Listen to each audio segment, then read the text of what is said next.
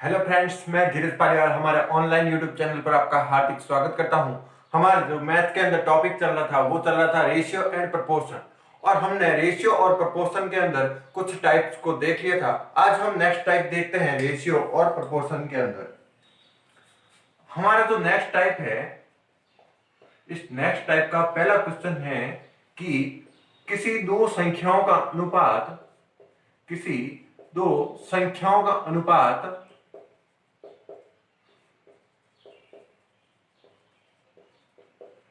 2:3 है तथा इन संख्याओं का गुणनफल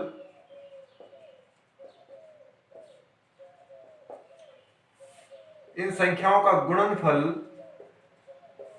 96 है, तो बड़ी संख्या ज्ञात कीजिए।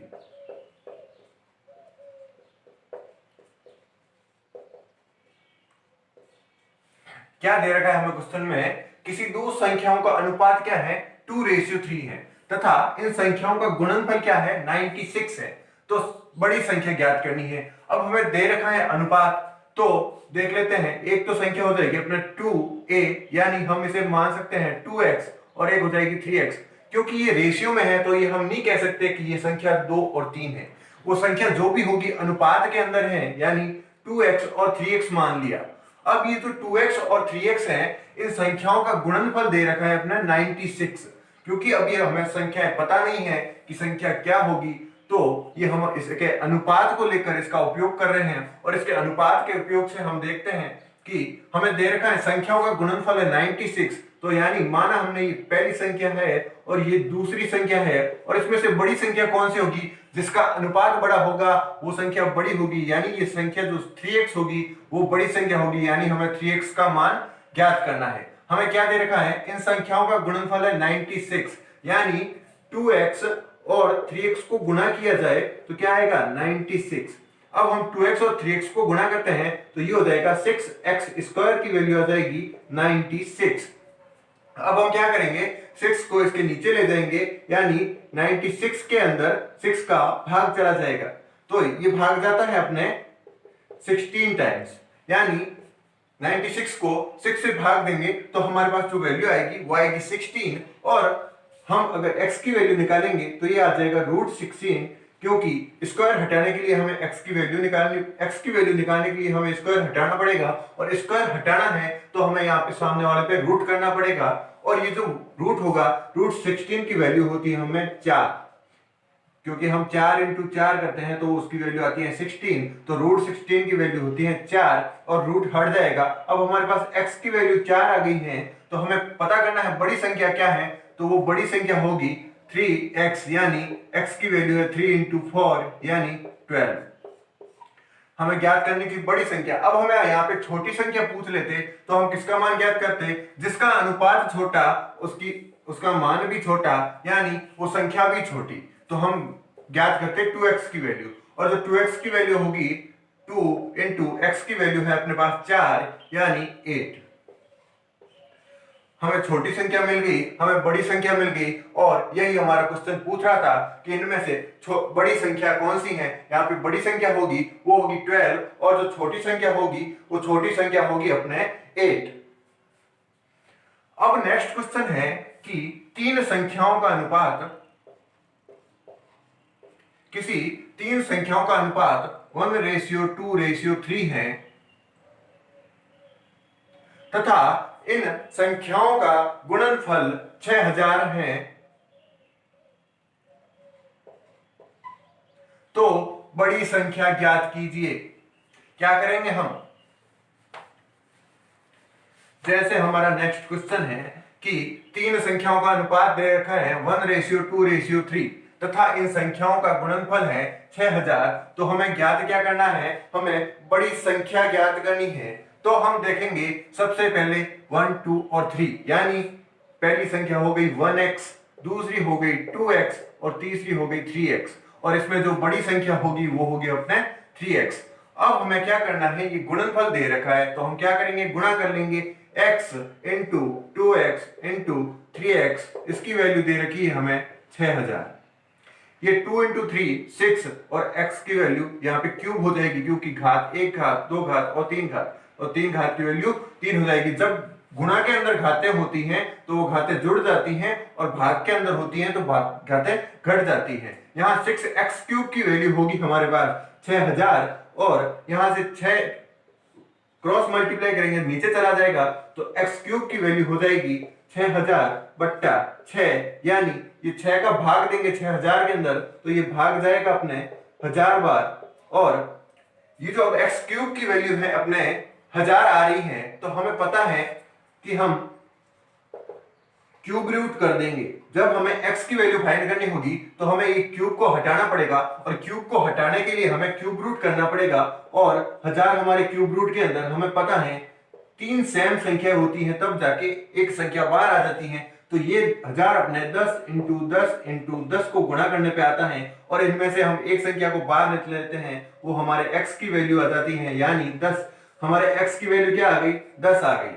अब हमें ज्ञात क्या करना है? सबसे बड़ी संख्या ज्ञात करनी है। यहाँ पे जो अनुपात बड़ा होगा वो संख्या बड़ी होगी, जो अनुपात छोटा होगा वो संख्या छोटी होगी। तो हम देखते हैं यहाँ पे हमारे पास बड़ी संख्या किसे माना था हमें? 3x को बड़ी संख्या, यानी ये जो 3x है ये संख्या बड़ी होगी, यानी 3 इंटू x की वैल्यू है 10 यानी 30। अब हमारे पास बड़ी संख्या क्या आ गई? 30 आ गई, यानी हमें जो बड़ी संख्या ज्ञात करनी थी उसकी वैल्यू है 30। अब हमें पूछ ले छोटी संख्या, तो हम क्या करेंगे?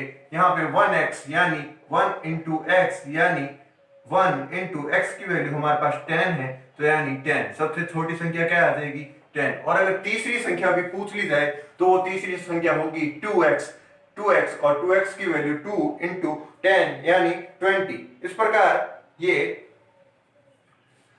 हमें बड़ी संख्या और छोटी संख्या ज्ञात हो जाती हैं। इस प्रकार के क्वेश्चन के अंदर हम क्या करेंगे? हमें x साथ में लेना ही पड़ेगा। क्यों लेना पड़ेगा? क्योंकि ये तो हमें रेशियो दे रखा है, कोई वो फिक्स हमें संख्या नहीं दे रखी हो।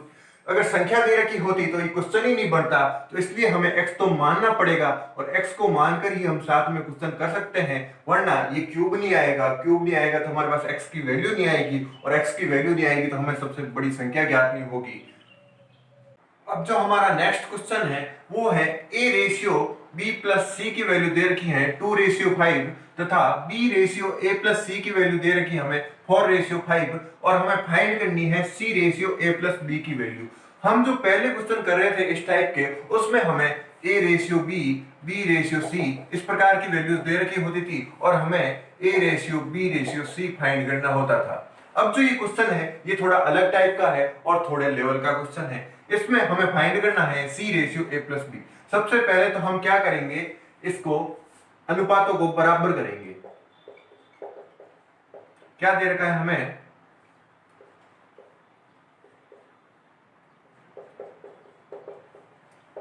हमें दे रखा है a रेशियो b प्लस सी की वैल्यू है 2:5, और b रेशियो a प्लस सी की वैल्यू है 4:5। अब यहाँ पे हम अगर देखते हैं तो यहाँ पे b की वैल्यू क्या आ रही है? 4, और यहाँ पे a प्लस सी की आ रही है 5, और यहाँ पे हमें a की वैल्यू आ रही है 2। तो अगर यहाँ पे देखें b प्लस सी की वैल्यू 5, यानी ये कुछ अलग अलग ही मान आ रहे हैं। a और b के बार बार अलग अलग मान आ रहे हैं। अगर हमें इन अलग अलग मान को हटाना है, जैसे देखिए यहाँ पे a प्लस सी की वैल्यू 5 आ रही है, और यहाँ पे b प्लस सी की भी वैल्यू 5 आ रही है, यानी c की वैल्यू बराबर है, दोनों में c तो बराबर होगा। मान लीजिए c 3 होगा तो b की वैल्यू भी 3 होनी चाहिए और a की वैल्यू भी 3 होनी चाहिए। पर यहाँ पे क्या आ रहा है? 2 और 4 अलग अलग आ रहा है ना। तो हमें बराबर करने के लिए क्या करेंगे हम कि ये जो संख्या है 4:5, 4 और 5 होते हैं 9, और इसको यहाँ पे 9 से गुणा कर लेंगे। और ये जो संख्या है 2 और 5 यानी 2 + 5 7, इस 7 को यहाँ से गुणा कर लेंगे तो हमारे पास क्या होगा? अनुपात बराबर आ जाएगा। तो गुणा करने पे क्या होगा? 9 को 2 से गुणा किया हमारे पास आ गया 18, 9 को 5 से गुणा किया तो हमारे पास आ गया 45, 4 को 7 से गुणा किया तो हमारे पास आ गया 27, और 5 को 7 से गुणा किया तो हमारे पास आ गया 35। अब हमारे जो a और b की वैल्यू आई है, ये अब a और b का अलग से अनुपात है, यानी ये अनुपात अब सही अनुपात है। अब हमें पता चल गया a का अनुपात क्या है? 18, b का अनुपात क्या है? 28। तो हमें क्या दे रखा है? a और b प्लस c का। तो हम इन दोनों का अनुपात जोड़ें, a प्लस बी प्लस सी, इसकी वैल्यू हमारे पास क्या आ रही है 18 प्लस 45, तो ये हो जाएगा 63।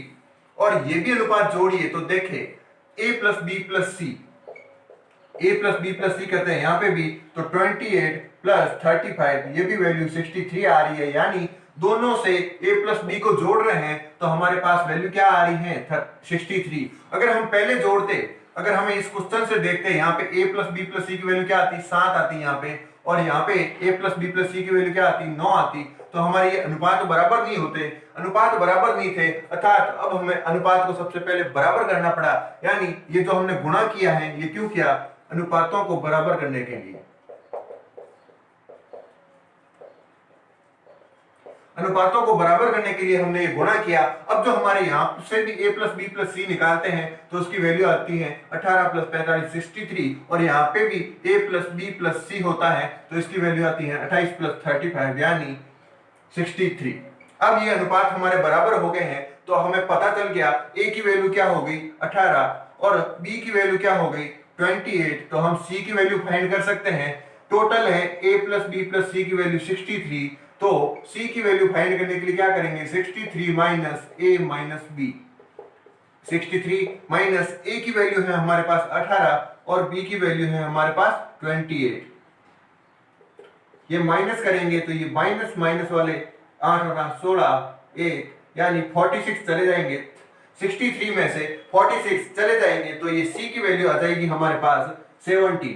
अब हमारे पास c की वैल्यू क्या आ गई 70, और हमें अब फाइंड क्या करना है c ratio a plus B, c ratio a plus B find करना है, तो c का अनुपात तो हमारे पास आ गया है, और a प्लस बी का अनुपात फाइंड करने के लिए a प्लस बी को जोड़ दीजिए, a प्लस बी को जोड़िए 18 प्लस 28 यानी ये हो गया अपने 46।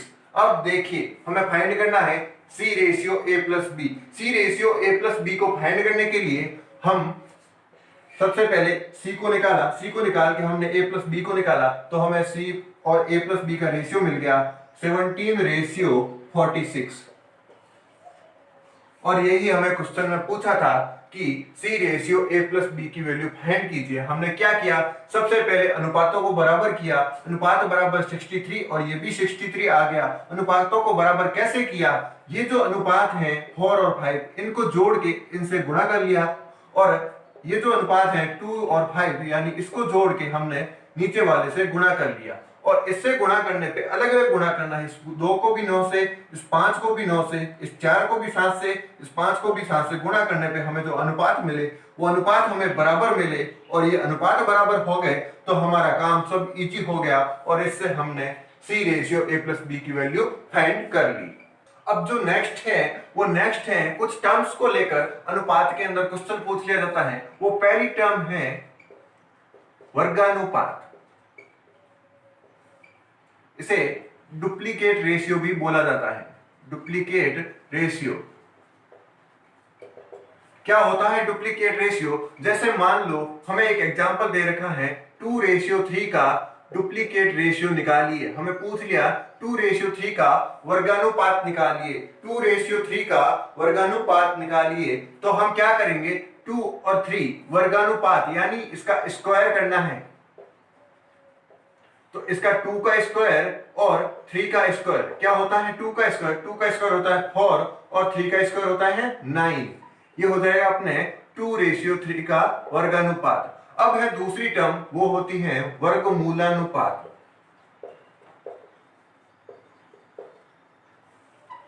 यानी सब डुप्लीकेट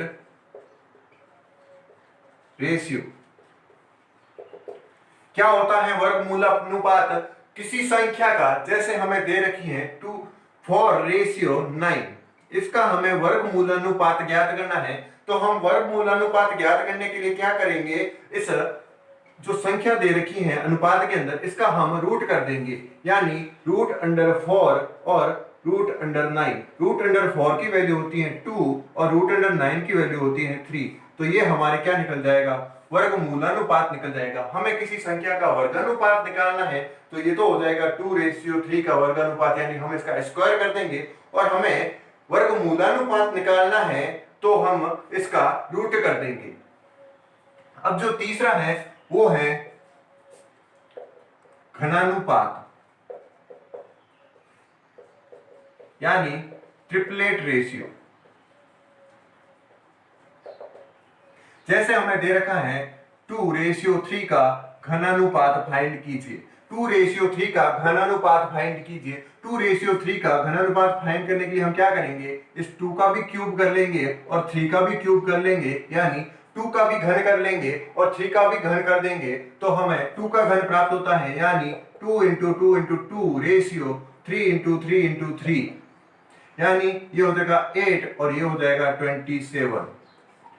हमें घनानुपात ज्ञात करना था। घनानुपात का मतलब होता है इसका क्यूब कर दीजिए, जो भी रेशियो के अंदर दे रखा है उसका क्यूब कर लीजिए, और हमने क्यूब कर लिया तो ये हमारे पास वैल्यू क्या आ गई, 8:27। अब हमें पूछ ले घनमूलानुपात, ये हो जाएगा सब ट्रिपलेट रेशियो।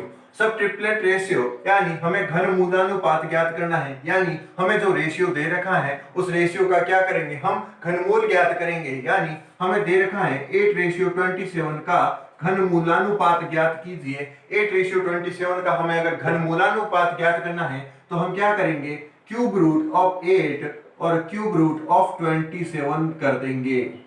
और क्यूब रूट ऑफ 8 की वैल्यू होती है हमारे 2 × 2 × 2 की वैल्यू होती है 8 और 3 × 3 × 3 की वैल्यू होती है 27। क्यूब रूट का अर्थ क्या होता है, किसी एक संख्या को, तीन संख्याएं अगर सेम हैं तो एक संख्या को बाहर निकाल दीजिए, यानी इसकी वैल्यू हो गई 2 और इसकी वैल्यू हो जाएगी 3, यानी 2:3। सबसे पहले देखा हमने वर्गानुपात, दूसरा था घनानुपात, वर्गमूलानुपात, तीसरा था घनानुपात और चौथा है हमारे घनमूलानुपात, और पांचवा है इसमें वो है व्युत्क्रमानुपात। व्युत्क्रमानुपात यानी रेसिप्रोकल रेशियो। अब हमें पूछ लिया जाए कि 2:3 का वर्ग व्युत्क्रमानुपात क्या होगा। 2:3 का व्युत्क्रम यानी उल्टा यानी 1/2 और 1/3 लिख दीजिए, और ये जो 1/2 रेशियो 1/3 होगा ये क्या होगा, इसका व्युत्क्रमानुपात। पर अगर हमें इसे सरल रूप में ले जाना है तो सरल रूप में ले जाने के लिए हम क्या करेंगे, इन दोनों का लसब ले लेंगे। कल हमने देखा था एलसीएम कैसे लेते हैं। एलसीएम जैसे 2 और 3 का एलसीएम निकालना है तो 2 के अंदर जो अभाज्य संख्या होती है अपने 2, 3, 5, 7 और 11, इस प्रकार उन संख्याओं का भाग दिया जाता है तो हम 2 का भाग देंगे, ये 2 के अंदर जाएगा एक बार और 3 के अंदर नहीं जाएगा, तो अब 3 का भाग देंगे, 3 के अंदर जाएगा एक बार। ये जो हमने इसका मल्टीपल होगा वो इसका एलसीएम हो जाएगा, यानी इसका एलसीएम क्या हो गया, 2 × 3 यानी 6 इसका एलसीएम हो जाएगा। अब इस 6 से इसको मल्टीप्लाई कर देंगे, 6/2 और 6/3, यानी इसकी वैल्यू आ जाएगी 3 और इसकी वैल्यू आ जाएगी 2। क्या आ गया अपने पास, 3:2, यानी 2:3 का वर्ग व्युत्क्रमानुपात जो होगा वो होगा 3:2। इस प्रकार हमने कुछ टर्म्स पर आधारित क्वेश्चन को देखा जो हमें अनुपात के अंदर पूछ लिया जाता है। हमारा नेक्स्ट क्वेश्चन है वो है 3150 रुपए को ए, बी तथा सी में इस प्रकार बांटा गया कि ए को बी तथा सी का कुल 2/5 भाग तथा बी को ए तथा सी के कुल का 2/7 भाग मिले, तो बताओ सी का हिस्सा क्या होगा। हमें क्या फाइंड करना है, सी का हिस्सा, यानी ये जो 3150 रुपए हैं इसमें से सी को कितने रुपए मिलेंगे वो हमें फाइंड करना है। तो देखिए हमें क्वेश्चन के अंदर क्या दे रखा है, ए को बी तथा सी का के कुल का 2/5 भाग मिला, यानी ए को क्या मिला, बी तथा सी के कुल, यानी बी प्लस सी के कुल का कितना भाग, 2/5 भाग मिला। अब देखिए दूसरा क्या दे रखा है, बी को ए तथा सी के कुल का 2/7 भाग, यानी बी को ए तथा सी, यानी इन दोनों का कुल हो गया और इन दोनों के कुल का कितना भाग, 2/7 भाग। ये मिला किसको, बी को। अब हमें पता चल गया ए को कितना मिला, बी को कितना मिला, तो हमें फाइंड क्या करना है, सी का हिस्सा क्या होगा, सी का हिस्सा फाइंड करना है। तो देखिए ये क्वेश्चन किस प्रकार बन गया अपने, देखिए ये हम b प्लस सी को नीचे लाएंगे तो ये क्रॉस मल्टीप्लाई करके नीचे लाएंगे तो ये बढ़ जाएगा a upon B plus C equal to 2/5 और इसको यहाँ पे नीचे लाएंगे तो ये बन जाएगा b upon a plus C equal to 2/7। अब देखिए यहाँ पे a upon B plus C, यानी इसको हम क्या लिख सकते हैं, रेशियो के अंदर लिख सकते हैं ना। वो हमने देखा था कि जो रेशियो होता है वो बट्टे के अंदर होता है। तो देखिए a रेशियो b प्लस सी, इसकी वैल्यू क्या हो जाएगी 2/5 और इसकी वैल्यू क्या हो जाएगी b रेशियो a प्लस सी की वैल्यू हो जाएगी 2/7। अब हमें ये क्वेश्चन किस प्रकार मिल गया, अभी हमने थोड़ी देर पहले एक टाइप किया था, उस टाइप का ही क्वेश्चन मिल गया ना। तो देखिए हमें क्या फाइंड करना होगा, अब हम यहाँ से a प्लस बी प्लस सी के रेशियो को ऐड करते हैं तो यहाँ पे क्या आता है 7 और यहाँ पे क्या आता है 9। तो हमें क्या करना पड़ेगा, सबसे पहले रेशियो को इक्वल करना पड़ेगा। रेशियो को इक्वल करने के लिए हमने क्या किया था कि इसके रेशियो के योग से इसको गुणा कर दीजिए, यानी इसको 9 से गुणा कर दो और इसके रेशियो के योग से इसको गुणा कर दो, यानी इसको 7 से गुणा कर दीजिए। कर दिया गुणा, तो ये क्या बन जाएगा, 2 को 9 से गुणा किया 18 और 2 को 5 से गुणा किया ये हो जाएगा 45 और इस 7 को 2 से गुणा किया ये हो जाएगा 14 और 7 को 7 से गुणा किया ये हो जाएगा 49 यानी 49। अब हमारा a का रेशियो क्या आ गया 18 और b प्लस सी का क्या आया 45, इसको ऐड कीजिए 18 प्लस 45 यानी ये आ गया 63 और ये भी हमारे पास 14 प्लस 49 ये भी आ गया 63, यानी हमारा a प्लस बी प्लस सी का रेशियो यानी a प्लस बी प्लस सी का रेशियो दोनों के अंदर क्या आ गया सेम आ गया। तो अब हम इस क्वेश्चन को सॉल्व कर सकते हैं, यानी हमारे पास a का रेशियो क्या आ गया 18 और b का रेशियो क्या आ गया हमारे पास 14।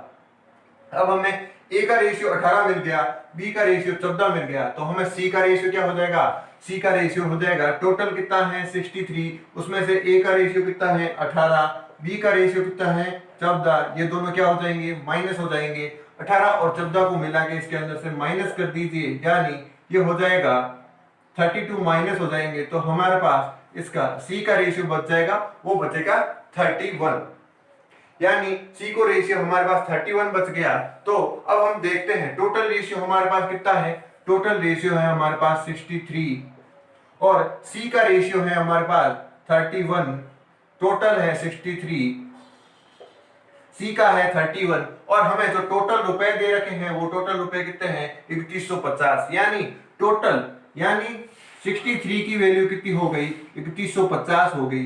तो हमारे पास एक की वैल्यू क्या हो जाएगी 3150 अपॉन 63 हो जाएगी ना 63, यानी यहाँ पे जो टोटल आ रहा है रेशियो का वो टोटल हमें यहाँ पे क्वेश्चन में कितना दे रखा है 3150, यानी 63 की वैल्यू हमारे पास कितनी हो गई 3150 रुपए। तो हमारे पास एक की वैल्यू कितनी हो जाएगी, एक रेशियो की वैल्यू हो जाएगी हमारे पास 3150 बट्टे 63 रुपए।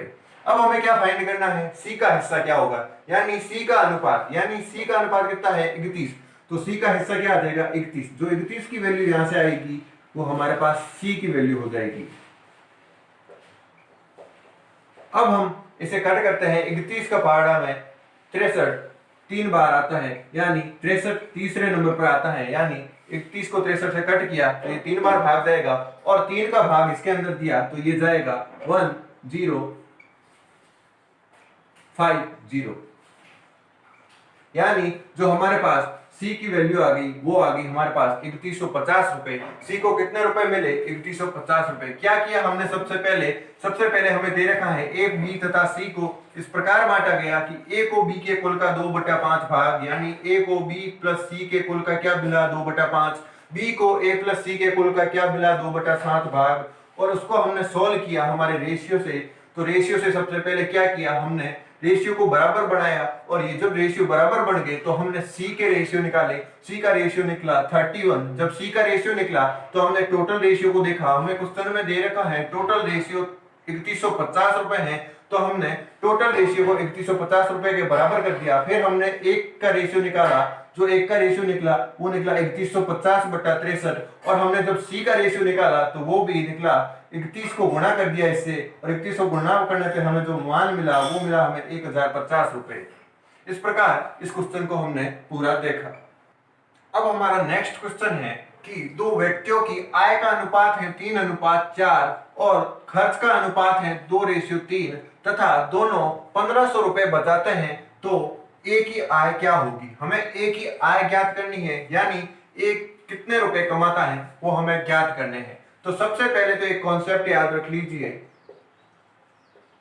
कि जो आय होती है, टोटल आय जो होती है वो खर्च को और बचत को मिला के होती है। यानी हमने कुछ रुपए बचा भी लिए, कुछ खर्च कर दिए, तो इन दोनों को मिला लेते हैं तो वो हमारी क्या होगी, आय।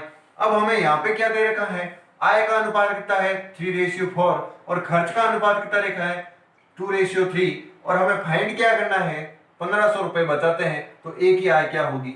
तो देखिए हमें आय दे रखी है, आय का अनुपात कितना है 3/4, यानी इन दोनों का आय का अनुपात तो हो गया 3/4। और अब है खर्च, खर्च कितना हो गया इसका पहले का 2, यानी इसको हम 2x लिख सकते हैं और इसको 3x, दूसरे वाले के 3x खर्च हुए। यानी ये जो अनुपात है ये रियल वैल्यू नहीं दे रखी, तो हम यहाँ पे डायरेक्ट 2 प्लस बचत तो नहीं लिख सकते, 2 प्लस बचत ऐसे नहीं लिख सकते, यहाँ पे 3 प्लस 1500 रुपए नहीं लिख सकते। ये हम करेंगे तो इसकी वैल्यू 3/4 नहीं आएगी, इसलिए हमें यहाँ पे x मानना पड़ेगा, क्योंकि ये अनुपात के अंदर है। तो हमने मान लिया 2x और 3x प्लस 1500 रुपए। अब हम इसे क्रॉस मल्टीप्लाई कर लेते हैं। क्रॉस मल्टीप्लाई करेंगे क्या होगा, 3 इंटू 3x प्लस 1500 रुपए और ये हो जाएगा 4 इंटू 2x प्लस 1500 रुपए।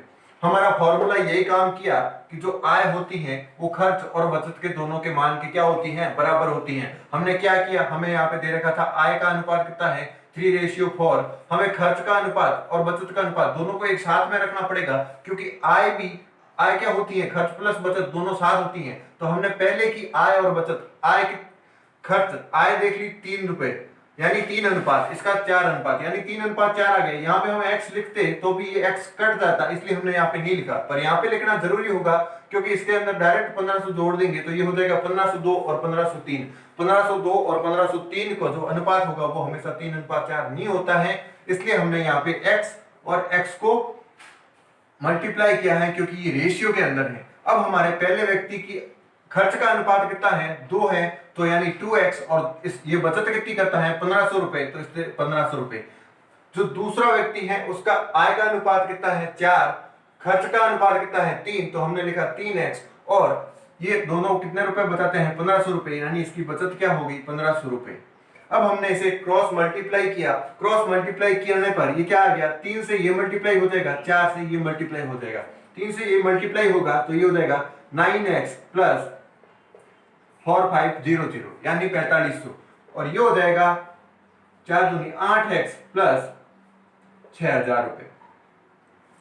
ये क्या आ जाएगा, ये 9x में से ये 8x है, इसको इधर ले आएंगे तो ये माइनस के अंदर आ जाएगा, ये 6000 है, इसमें से 4500 ले जाएंगे तो ये माइनस में आ जाएंगे, 4500 घट जाएंगे इसके अंदर से। यानी यहाँ पे 9x माइनस 8x की वैल्यू हो जाएगी x, 9x में से 8x गए तो पीछे बचा 1x यानी x और 6000 में से 4500 गए यानी ये हो गया हमारे पास 1500, यानी हमें x की वैल्यू कितनी मिल गई 1500। तो अब हमें क्या फाइंड करना है, a की आय ज्ञात करनी है। a की आय क्या होगी, आय होगी खर्च और बचत, यानी a की आय यानी ये a का है, a का ये खर्च है 2x और ये बचत है, तो हमें निकालना है 2x प्लस 1500 रुपए। तो 2x की वैल्यू हो जाएगी 2 इंटू 1500 रुपए प्लस 4500 रुपए, यानी ये हो जाएगी 3000 प्लस 1500 यानी 4500 रुपए। हमें ए की आय जो मिलेगी वो मिलेगी 4500 रुपए।